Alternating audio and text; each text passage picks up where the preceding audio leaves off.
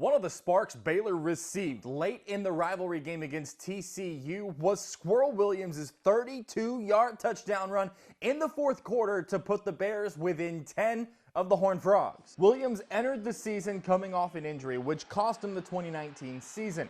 That spark was big at that time for the Bears, and Williams is hoping to build on it heading into Iowa State this week. Baylor will need a strong start in order to beat the Cyclones in Ames. It actually felt really good going out there, knowing that the defense was getting stops, me keeping them up and giving them energy, telling them that, hey, I got you guys just keep playing hard, and I'm going to do the best that I can. Me and the offense are going to do the best that we could to get this thing going. If we know one thing, before you even look at matchups, night games are tough for anyone in Ames. Kickoff Saturday, 6 p.m.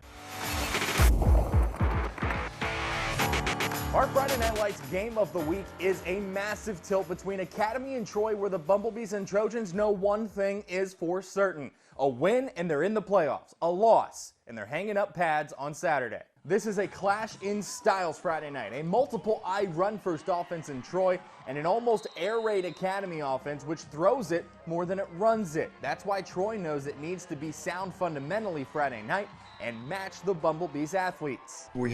We haven't played many teams that throw it as a majority, and that's obviously what they do. They throw it about 75% of the time. So being able to match the athletes and try to and make sure that we're good tacklers on the field. Nicky Lattarulo will be live from John Glover Stadium Friday at 6 and during an all-new Friday Night Lights. Staying in District 11 3A Division I, Rockdale and Lorena will play Friday night for the outright district title. Keep in mind, the Tigers lost to McGregor on the road to open district play. At one point, first-year head coach Jacob Campsey says they were just focused on trying to make the playoffs, but the response after that McGregor loss has set this opportunity up for his team. I'll never forget that Monday after the McGregor loss.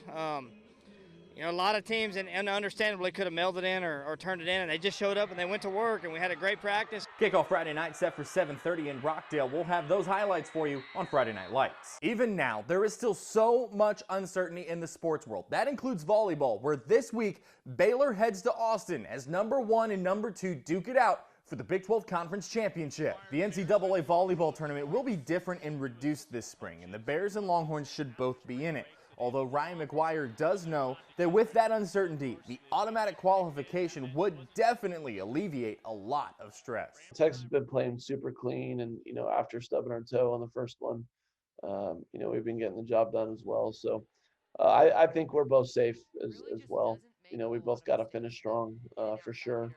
But we're trending the right way. Both matches in Austin start at 7 p.m. tomorrow and Friday night. No surprise here, Ken Pomeroy's preseason rankings have come out, and the Baylor Bears are the top-ranked team in the country in college basketball's most respected metric. The Bears return almost everyone from last year's squad, including Jared Butler and Maceo Teague. Scott Drew says the metrics all love his team for the same reason he does. It's an experienced roster heading into the season. It starts with experience. Whenever you return a lot of players that were successful, definitely in a season that it's gotten moved back in a short summer, you're benefited by having guys that have had college experience. College basketball season starts November 25th. Lost amid Election Day, Baylor guard Maceo Teague was named to the Jerry West Award watch list for the nation's top shooting guard.